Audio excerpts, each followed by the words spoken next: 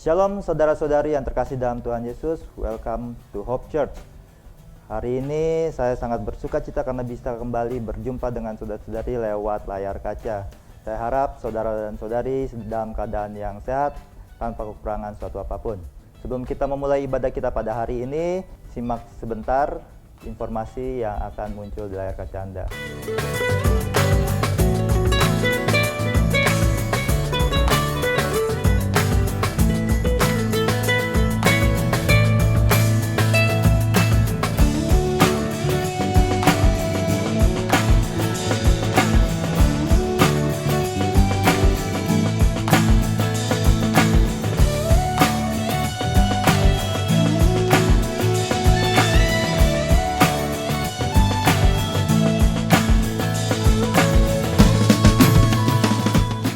Bagi saudara-saudara yang ingin memberikan persembahan atau e-giving, bisa memberikan melalui nomor rekening dan QR Code yang tertera di layar kaca saudara dan saudari.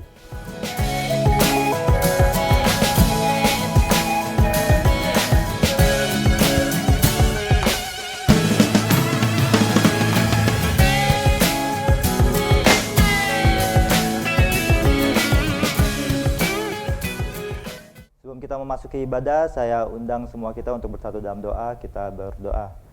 Tuhan Allah Bapa kami yang dalam surga, kami mengucap syukur oleh karena kasih karunia-Mu kami dapat berkumpul dan mengikuti ibadah online pada hari ini. Kami berdoa Tuhan kiranya hadirat-Mu memenuhi hati dan pikiran kami sehingga kami dapat mengikuti ibadah dengan baik dan khidmat. Terima kasih Tuhan, hanya dalam nama Tuhan Yesus kami telah berdoa dan mengucap syukur. Amin. Tuhan Yesus memberkati.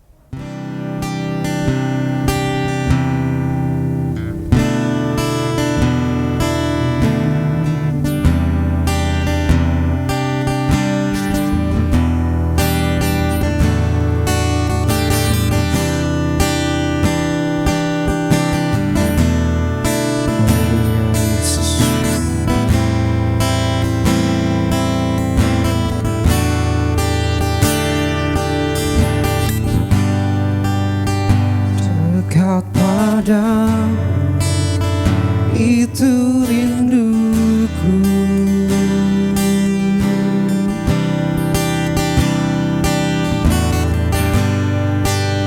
setiap kataku kau pun menunggu.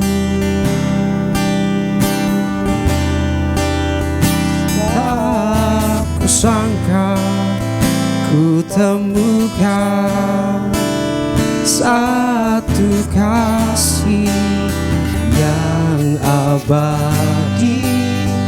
Kini ku datang dan ku bawa hidupku,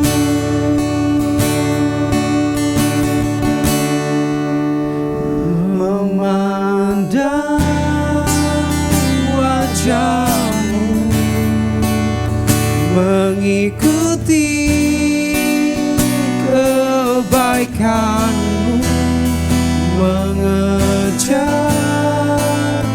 hadir-Mu di dalam hidupku,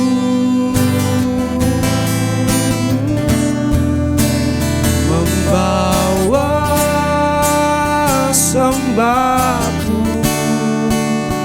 menyatakan kebesaran-Mu, mengejar hadir-Mu dalam hidupku.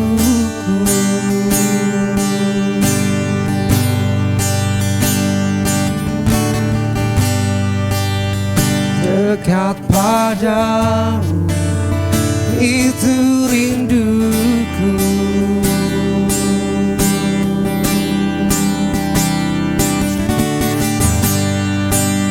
Setiap kataku kau pun menunggu. Tak kusangka ku temukan satu kasih yang abadi. Kini ku datang dan ku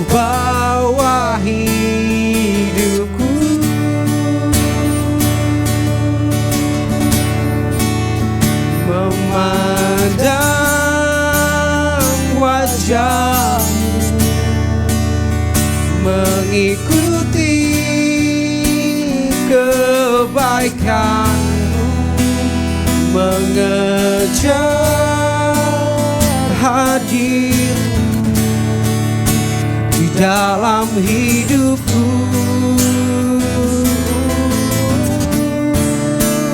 membawa sembahku, menyatakan kebesaran-Mu, mengejar hadir-Mu dalam hidupku,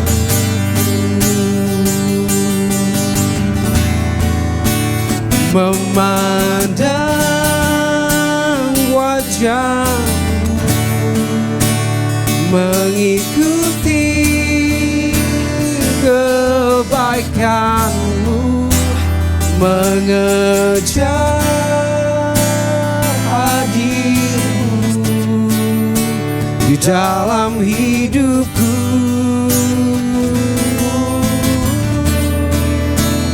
membawa sembahku, menyatakan kebesaran-Mu, mengejar hadir-Mu dalam hidupku.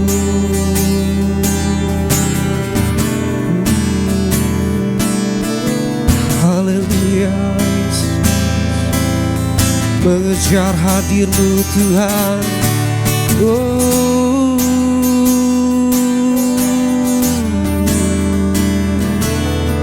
dan kami pandang wajah-Mu ya Yesus, mengejar hadir-Mu Tuhan. Haleluya, Yesus, sebab kami rindukan Kau Yesus, kami rindukan Kau Tuhan. Haleluya Tuhan, haleluya ya Yesus, biar kami pandang Kau, memandang wajah-Mu, yes Lord, mengikuti kebaikan-Mu, mengejar hadir-Mu dalam hidupku.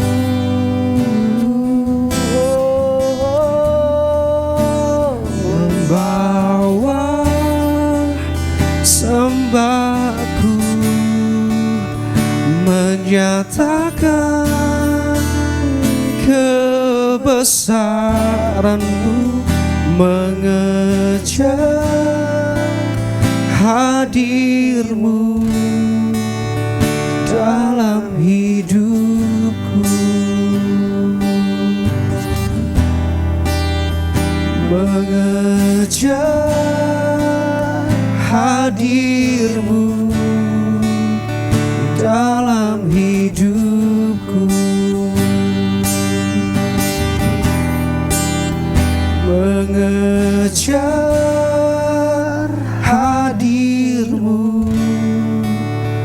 dalam hidupku.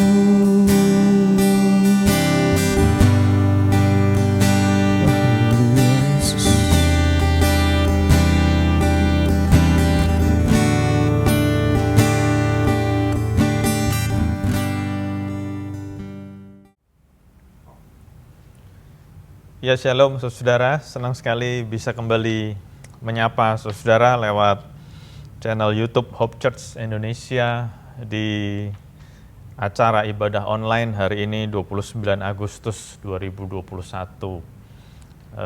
Nggak terasa kita udah di minggu terakhir di bulan Agustus, di bulan kemerdekaan ini, dan ini adalah termasuk bulan yang panjang ya.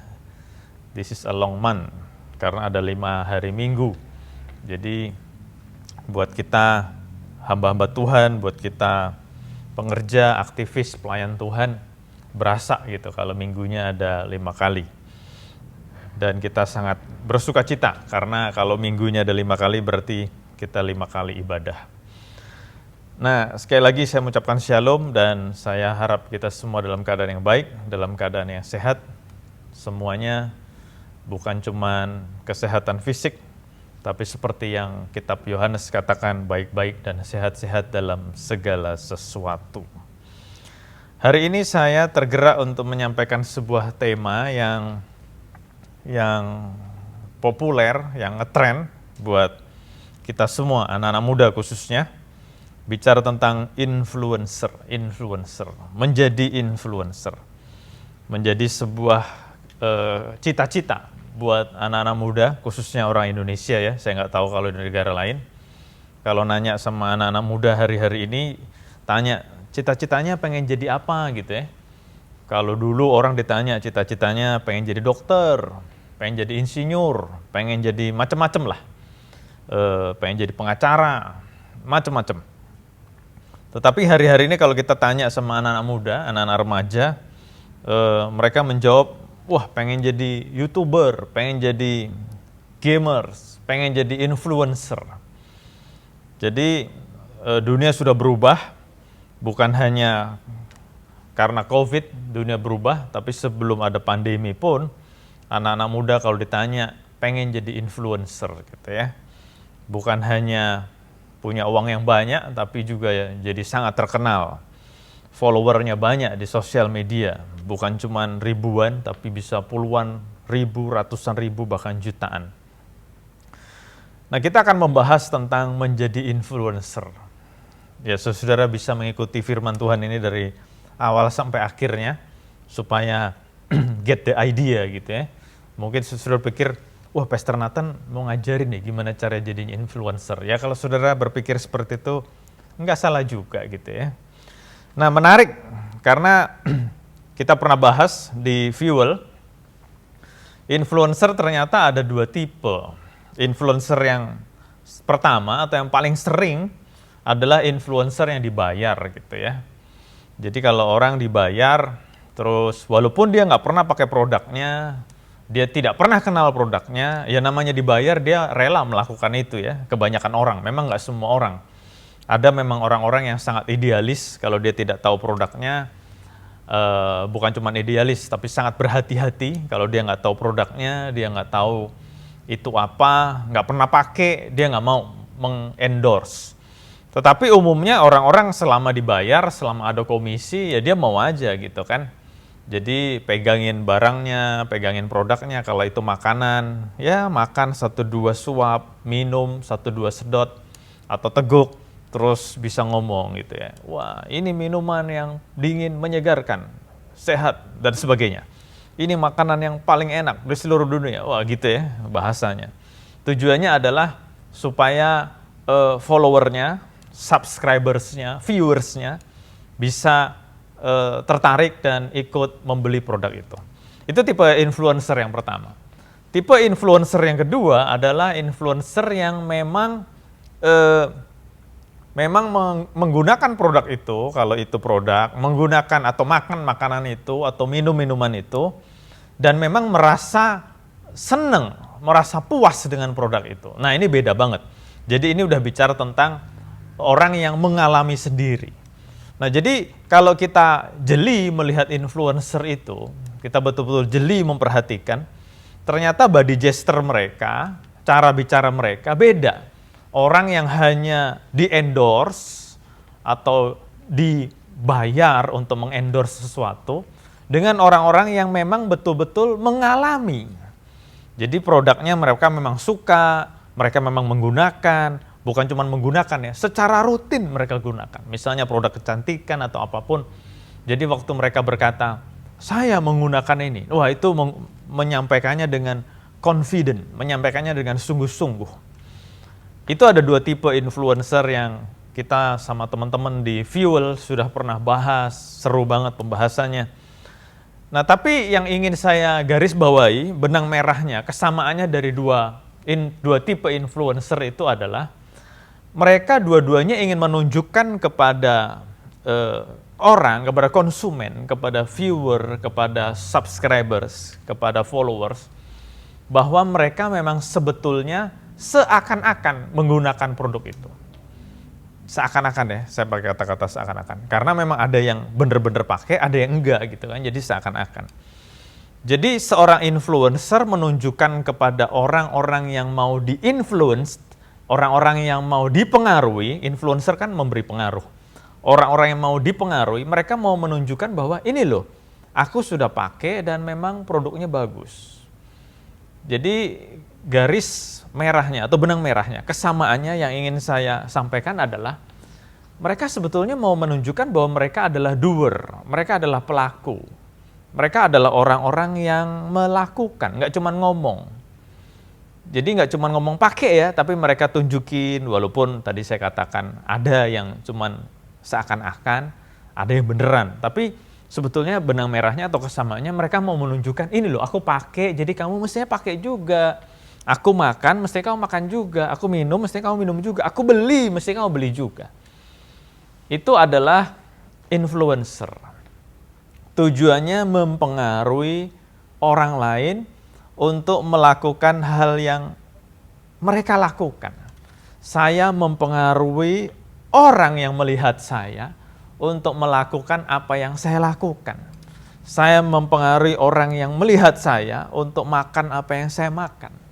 Saya mempengaruhi orang yang melihat saya untuk minum apa yang saya minum. Kurang lebih mindsetnya seperti itu. Jadi kalau saya sebagai influencer mempengaruhi orang supaya orang ikut sama saya, ikut yang saya lakukan, ikut dengan apa yang saya beli, ikut dengan apa yang saya minum, yang saya pakai, yang saya makan. Itu influencer. Nah, menarik loh. Bicara tentang influencer kan kerjaannya memberi pengaruh atau mempengaruhi orang lain. Influencer give influence to others, itu kan. Jadi namanya influencer. Saya ulangi sekali lagi. Give influence to others. Jadi mempengaruhi orang lain. Influence others. Mempengaruhi orang lain. Untuk apa? Untuk ikut kita gitu. Nah, tadi saya katakan menarik karena ternyata di Alkitab penuh dengan cerita seperti ini. Bagaimana Tuhan juga panggil kita untuk menjadi influencer. Tuhan panggil kita untuk memberi pengaruh. Tuhan panggil kita untuk give influence to others. Dan beberapa bulan atau beberapa tahun lalu, ada juga filenya di YouTube, saudara bisa cari, klik, kalau nggak salah judulnya memberi pengaruh. Itu sudah saya bahas, tapi secara singkat saya akan ulang lagi sedikit supaya saudara ingat, recall di pikiran saudara. Ulangan 28 ayat 13, Ulangan 28 ayat 13, Tuhan akan mengangkat engkau menjadi kepala dan bukan menjadi ekor.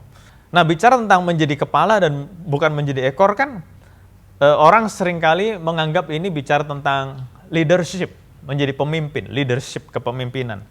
Dan menarik banget gitu, karena tokoh-tokoh leadership di dunia ini, banyak bukunya yang saudara bisa baca, bisa temukan, mereka setuju, mereka sepakat berkata bahwa leadership is not talking about position. Leadership is talking about influence.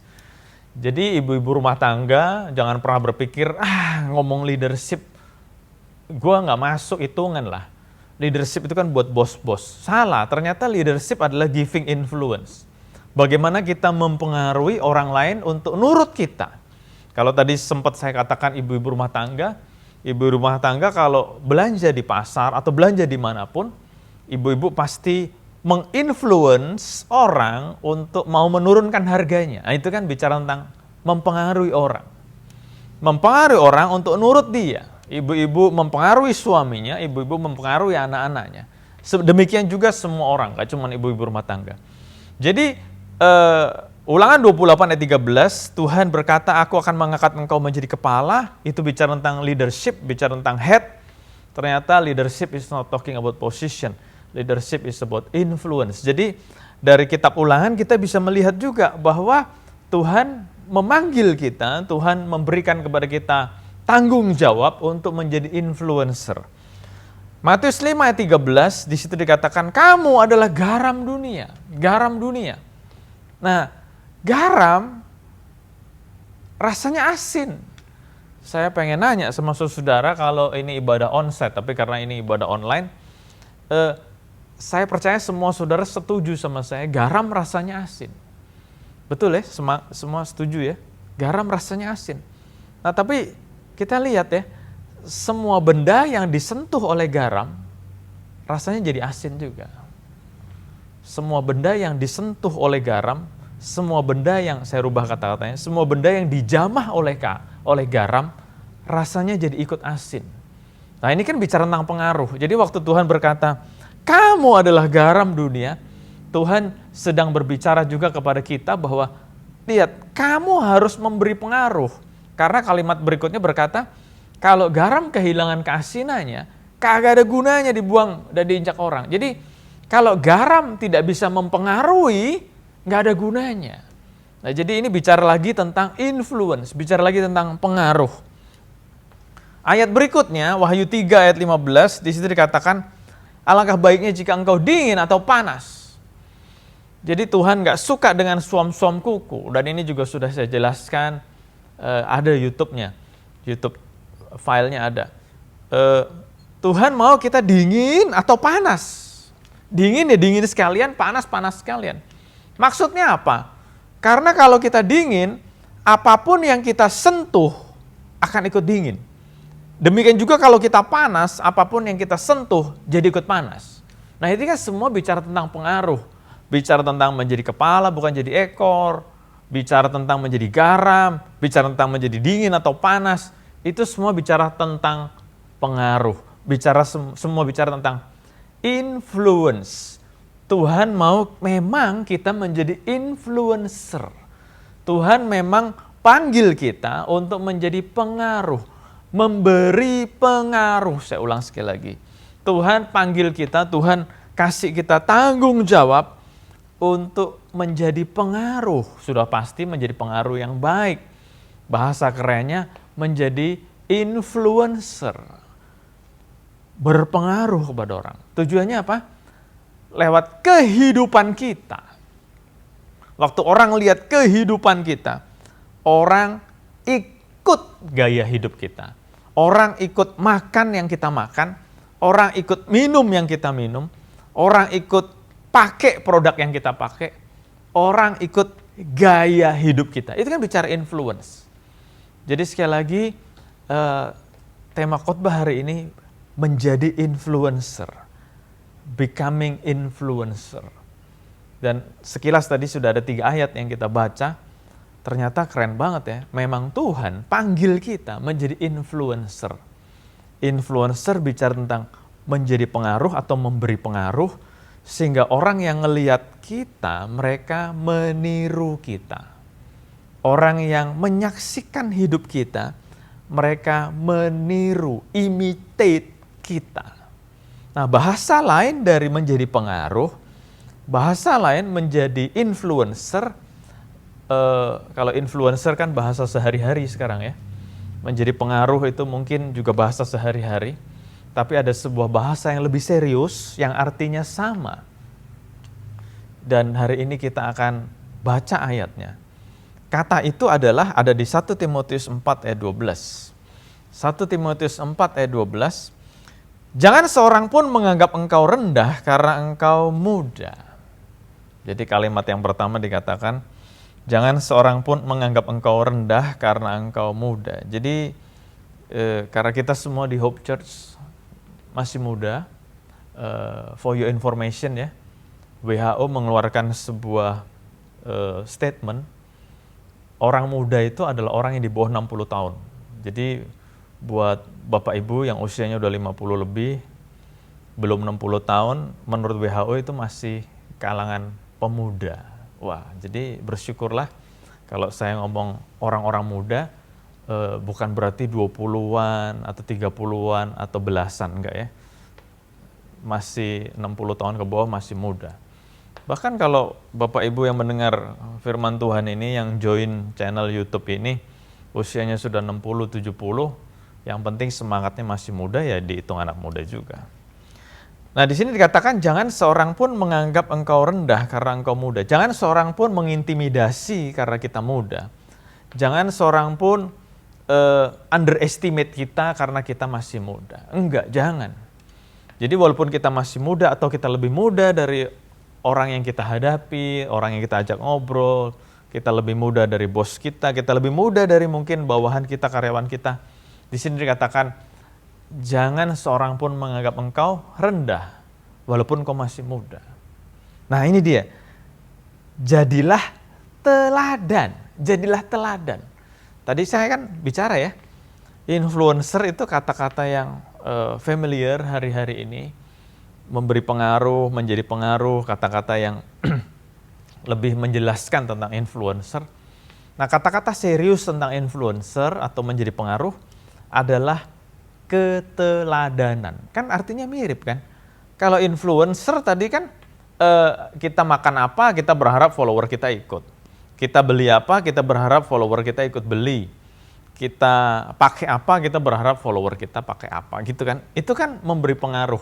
Dan bahasa kerennya, kita menjadi teladan.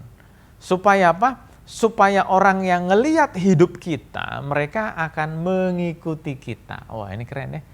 Jadi tema firman Tuhan hari ini nggak salah kan, bukannya maksa. Memang ternyata Tuhan panggil kita semua menjadi influencer. Maksudnya apa?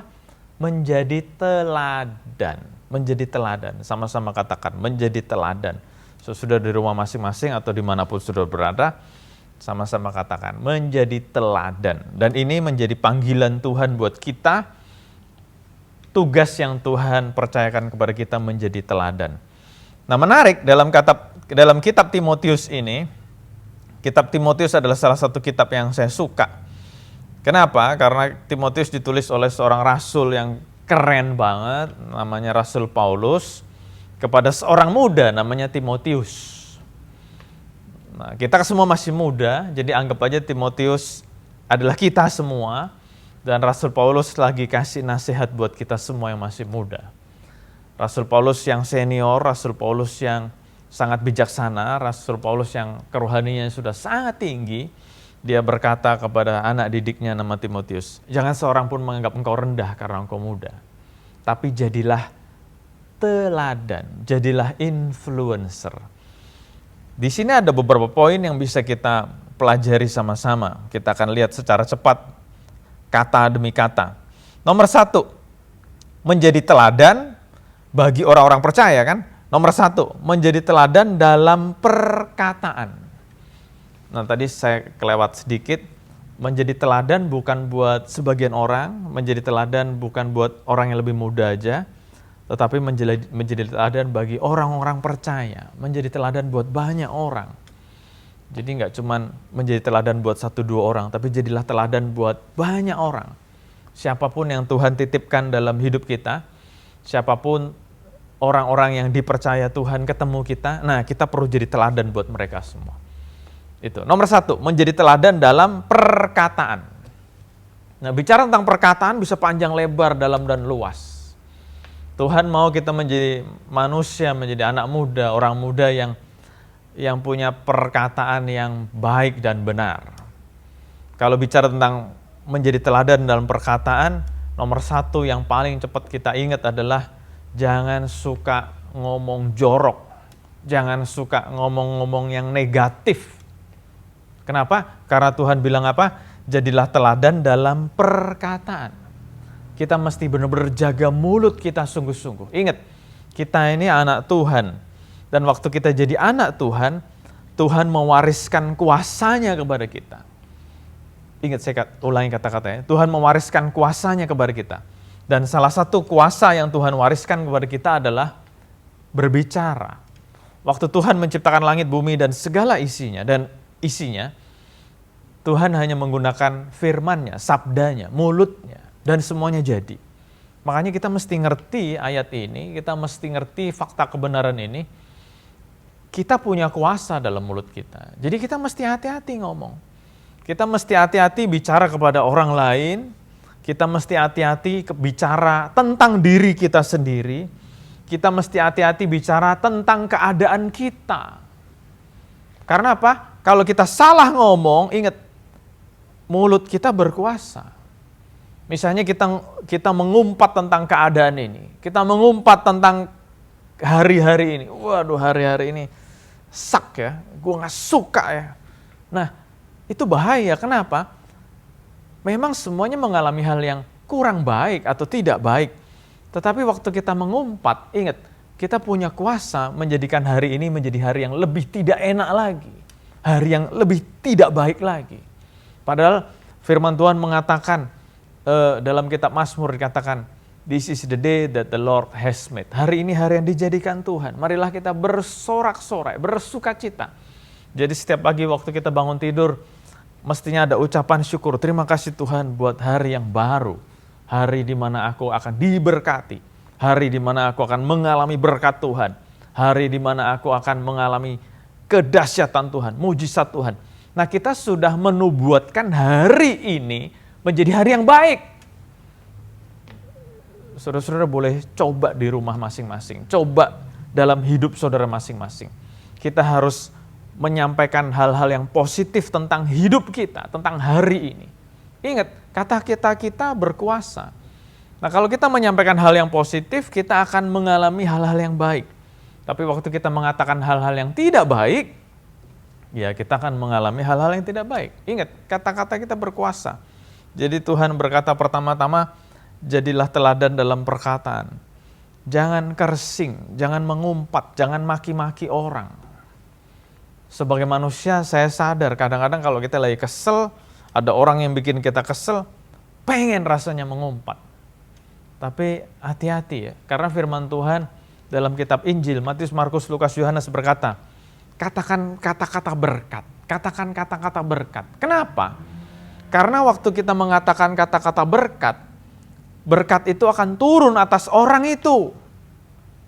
Tetapi ayatnya lebih lanjut ngomong gini, kalau orang itu tidak pantas menerima berkat Tuhan, berkat itu akan kembali kepada kita. Wah, waktu saya baca ayat itu, wah keren juga ya.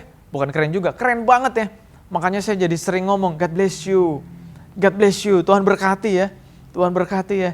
Kemarin saya ke bengkel, saya nggak tahu lah yang ngelayanin saya orang Kristen atau bukan. Tapi setelah selesai saya bilang, Tuhan berkati gitu ya. Terus dia tersenyum gitu ya, senang juga saya. Kenapa? Karena saya belajar bahwa waktu kita menyampaikan kata-kata berkat, berkat itu akan datang kepada orang itu. Nah, kalau orang itu tidak layak diberkati, berkatnya akan kembali kepada kita. Kan nggak ada salahnya ngomong kata-kata berkat. Nah, dengan fakta ini, saya balik coba. Kalau kita suka mengumpat, maki-maki orang, makian atau umpatan itu akan terjadi atas orang itu. Tapi sama kan tadi dengan berkat. Kalau orang itu tidak layak untuk dimaki-maki atau diumpat, makiannya atau umpatan kita bisa kembali kepada kita. Nah, kan ngapain begitu? Makanya hati-hati dengan kata-kata kita. Ucapkan kata-kata yang baik. Ucapkan kata-kata berkat kepada keadaan kita, kepada orang lain, kepada hari-hari yang kita lalui, kepada hidup ini, termasuk kepada diri kita. Jangan dikit-dikit ngomong capek deh. Kalau capek beneran siapa yang rugi gitu kan ya. Jadi jangan dikit-dikit ngomong capek deh juga. Nah, bicara tentang menjadi teladan dalam kata-kata, jangan juga suka ngomong yang tidak benar. Kirim-kirim hoax, kirim-kirim berita bohong. Ingat, iblis itu bapak pembohong. Kalau orang yang suka bikin hoax berarti anaknya, saudara jawab sendiri. Sekali lagi saya katakan, iblis itu bapaknya pembohong. Jadi kalau kita suka bohong, suka bikin cerita hoax, cerita yang nggak benar, berarti kita anaknya siapa? Nah, kita bukan anaknya iblis. Makanya jaga hidup kita, jaga mulut kita dari perkataan dusta, perkataan yang tidak berguna. Itu nomor 1, menjadi teladan dalam perkataan. Nomor 2, menjadi teladan dalam tingkah laku. Saya suka menggunakan terjemahan ESV, English Standard Version, menggunakan kata-kata conduct. Tingkah laku, gaya hidup. Kalau tadi kata-kata, yang kedua adalah tingkah laku, gaya hidup. Jangan menjadi orang yang malas. Jadilah orang yang rajin. Kenapa? Karena banyak yang ngeliatin kita, banyak yang meneladani kita, banyak yang kita pengaruhi. Kita ingat, kita ada influencer. Waktu kita rajin, orang-orang akan termotivasi untuk ikut kita jadi rajin. Kalau kita males-malesan, orang-orang jadi ikut-ikutan males. Jangan, kita jadi teladan. Ingat, jadi teladan. Nah, kata-kata yang mirip dengan teladan adalah telatan. Telatan orang yang suka telat, orang yang suka terlambat gitu ya. Makanya kita jangan menjadi telatan, kita menjadi teladan. Jangan suka terlambat gitu kan, itu salah satunya. Tapi kita punya conduct, kita punya tingkah laku yang baik. Ingat, kita ini teladan. Kita suka tempat yang bersih, kita bersih-bersih. Orang di sekeliling kita jadi terpengaruh. Jadi suka tempat yang bersih juga. Waktu kita suka tempat rapi, orang sekeliling kita jadi rapi juga. Ini kan jadi mempengaruhi ya. Waktu kita suka senyum, orang sekeliling kita ikut senyum juga. Senyum itu menular. Jadi kalau kita senyum, orang lain juga senyum. Gitu. Jadi teladan dalam tingkah laku. Itu yang kedua. Yang ketiga, jadi teladan dalam kasih. Waktu kita mengasihi Tuhan, ternyata kita memberi teladan kepada orang lain. Wah itu loh ya. Dia mengasihi Tuhan banget loh. Sungguh-sungguh banget sama Tuhan. Sungguh-sungguh banget dalam pelayanan. Sungguh-sungguh banget dalam ibadah. Sungguh-sungguh banget dalam doa. Sungguh-sungguh banget dalam membaca firman. Kenapa? Karena dia mengasihi Tuhan. Jadi orang-orang yang dekat dengan kita melihat, wah kasihnya kepada Tuhan sungguh-sungguh. Nah tapi selalu saya ingatkan, waktu bicara mengasihi Tuhan saya selalu ingatkan, adalah sebuah kepalsuan kalau kita ngomong mengasihi Tuhan yang tidak kelihatan, tapi tidak mengasihi yang kelihatan. Makanya kita juga mesti menjadi teladan dalam mengasihi sesama manusia. Menjadi teladan dalam mengasihi sesama manusia. Siapa sih sesama manusia itu? Dalam bahasa Yunaninya sesama manusia diterjemahkan adalah orang-orang yang ada di sekitar kita. Jadi orang-orang yang sering kita lihat, sering ketemu, itu sesama kita. Bisa tetangga kita, bisa keluarga kita, bisa rekan kerja kita, teman main kita, itu sesama kita. Nah waktu kita mengasihi mereka, menghargai mereka, kita juga menjadi teladan buat orang lain, juga untuk saling mengasihi. Tidak ada permusuhan, tidak ada perselisihan. Perbedaan pasti ada, tapi waktu kita mengasihi, perbedaan bukan menjadi perselisihan, tapi perbedaan membuat kita jadi semakin kaya. Saya tidak suka kalau kita mengeliminate perbedaan, karena faktanya perbedaan itu pasti ada. Nah, karena kasih, perbedaan itu akan saling melengkapi kita. Dan itu sudah pernah saya sampaikan, tidak akan saya ulang hari ini. Yang keempat, menjadi teladan dalam kesetiaan. Menjadi teladan dalam kesetiaan. Nah, bicara tentang kesetiaan, bicara tentang komitmen. Marilah kita menjadi orang yang setia. Sama, setia kepada Tuhan. Nah, setia kepada Tuhan ditunjukkan gimana caranya? Ya, setia kepada Tuhan bisa ditunjukkan kepada setia kepada pelayanan. Setia kepada panggilan Tuhan. Setia kepada gereja yang Tuhan sudah percayakan kepada kita. Gereja memang gak sempurna. Pelayanan tidak sempurna. Tapi Tuhan ajar kita untuk setia. Dan kesetiaan kita boleh menjadi teladan buat banyak orang. Kesetiaan kepada suami, kepada istri, kepada orang tua, kepada anak. Bicara tentang kesetiaan, kita harus jadi teladan dalam kesetiaan kita. Nah menarik, dalam ESV, English Standard Version, kesetiaan dipakai kata-kata menjadi teladan dalam faith, iman, dalam kepercayaan. Saya jadi ingat kitab Lukas, nanti kalau Tuhan Yesus datang yang kedua kali, apa yang dicari Tuhan? Ternyata yang dicari Tuhan, masih adakah iman di bumi ini? Nah, bicara tentang iman, ternyata bukan cuma bicara kesetiaan, tapi bicara tentang kepercayaan kita. Marilah kita menjadi teladan dalam kepercayaan kita kepada Tuhan. Di hari-hari ini begitu banyak orang yang menderita, begitu banyak orang yang sakit, begitu banyak orang yang berduka, ada yang meninggal. Dan lewat COVID ini, saya melihat ada sebuah kejadian yang terjadi. Apa kejadian yang terjadi? Hari-hari ini kita bisa melihat orang-orang yang setia makin kelihatan, orang-orang yang tidak setia makin kelihatan tidak setia. Itu dia. Orang-orang yang tetap percaya kepada Tuhan, makin kelihatan semakin percaya sama Tuhan. Tapi orang yang percayanya setengah-setengah, makin kelihatan juga. Tambah nggak pernah nongol. Karena memang belum bisa ibadah onsite. Nggak tahu mereka ikut ibadah online atau nggak tahu. Udah nggak bisa kedetek. Tetapi saya melihat pandemi COVID-19 ini salah satu hal yang membuka mata kita adalah orang-orang yang setia kelihatan tambah setia. Orang-orang yang percaya kepada Tuhan kelihatan tambah sungguh-sungguh sama Tuhan. Tapi orang-orang yang dari dulu memang kurang setia, tambah jelas, tambah nyata nggak setia. Orang yang dulu imannya juga nggak steady, nggak stabil, naik turun, ya makin jelas bahwa mereka memang imannya nggak kuat. Tapi saya berdoa, saya berharap kita semua yang mendengarkan firman Tuhan ini adalah orang-orang yang setia sampai akhir. Yang berkomitmen, yang punya iman yang kuat kepada Tuhan. Dan yang terakhir, menjadi teladan dalam kesucian, purity, kekudusan. Marilah kita menjadi orang-orang yang menjaga kekudusan kita. Salah satu sifat Allah kita, sifat Tuhan kita adalah kudus. Dan Tuhan berkata, jadilah engkau kudus karena Tuhan kita adalah kudus. Kita mesti jaga kekudusan. Kekudusan bicara tentang mulut, tadi kan kita udah sama-sama belajar. Kekudusan bicara tentang mulut, kekudusan bicara tentang tingkah laku kita. Tapi juga ingat, kekudusan bicara tentang pikiran kita. Yesus berkata, berzinah itu bukan orang yang melakukan hubungan seks dengan orang lain yang bukan suami atau istrinya. Tetapi Tuhan Yesus berkata, waktu kamu melihat perempuan sudah dengan keinginan daging aja, itu kamu sudah berzina.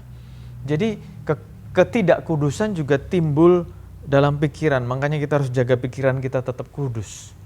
Nah, zaman dulu ahli-ahli psikologi berkata, yang pikirannya suka kotor, yang gak kudus itu laki. Tetapi hari-hari ini ahli-ahli jiwa, ahli-ahli psikologi berkata, ternyata pikiran kotor, pikiran porno bukan cuma monopolinya cowok, cewek juga. Nah, makanya firman Tuhan ini relevan bukan buat cowok aja, cewek juga. Kita harus kudus perkataan kita, tingkah laku kita, pikiran kita juga harus kudus. Harus bersih. Jangan pernah mengizinkan pikiran kita dikuasai oleh pikiran-pikiran yang kotor, yang tidak baik. Termasuk perasaan kita. Jangan perasaan kita dikotori oleh dengki, dendam, dan sebagainya. Kita mau punya pikiran, perasaan, tutur kata, tingkah laku yang kudus, yang bersih. Karena firman Tuhan mengatakan, hanya yang kudus, yang bersih, yang suci, yang bisa menjumpai Tuhan. Kita mau menjumpai Tuhan kan? Kita mau ketemu Tuhan, kita mau ngobrol sama Tuhan, kita mau menaikkan doa-doa kita, menyampaikan keluh kesah kita kepada Tuhan. Dan salah satu yang syarat yang Tuhan sampaikan adalah kita harus kudus, harus bersih, harus suci. Dan ini adalah keteladanan kita yang kelima. Tuhan mau kita menjadi teladan dalam kesucian kita. Dan kesimpulannya, jadilah influencer, jadilah pengaruh, orang yang memberi pengaruh, orang yang jadi teladan dalam perkataan, tingkah laku, kasih, kesetiaan, dan kesucian. Amin buat firman Tuhan. Bapak yang bersyukur Tuhan untuk firman-Mu hari ini. Aku berdoa biar setiap kami boleh diingatkan, diajar, bukan hanya menjadi pendengar, tetapi setiap kami, termasuk hamba-Mu yang berbicara, boleh menjadi teladan dalam tingkah laku, dalam perkataan, dalam kasih, dalam kesetiaan, komitmen, kepercayaan kepada Tuhan, dan juga dalam kesucian, kekudusan. Mampukan kami semua Tuhan, Roh Kudus mampukan kami, bantu kami, supaya kami boleh menjadi teladan, boleh menjadi influencer buat dunia ini, terutama buat orang-orang yang terdekat dengan kami. Terima kasih Bapa, Engkau berkati setiap anak-anak-Mu yang sudah mengikuti ibadah ini secara online, dimanapun mereka berada, Engkau berkati Tuhan, berkati. Setiap pribadi diberkati Tuhan, setiap keluarga diberkati Tuhan. Apapun yang anak-anak-Mu alami hari-hari ini, Kau kuatkan, teguhkan kami. Karena kami tahu ada pengharapan, ada sukacita, ada damai sejahtera di dalam Tuhan Yesus Kristus. Terima kasih Tuhan, berkati Tuhan sekali lagi setiap anak-anak-Mu, berkati setiap anak-anak-Mu yang sudah melayani dalam ibadah online. Engkau berkati apapun yang kami persembahkan, jerih payah kami, tenaga kami, waktu kami buat Tuhan tidak pernah sia-sia.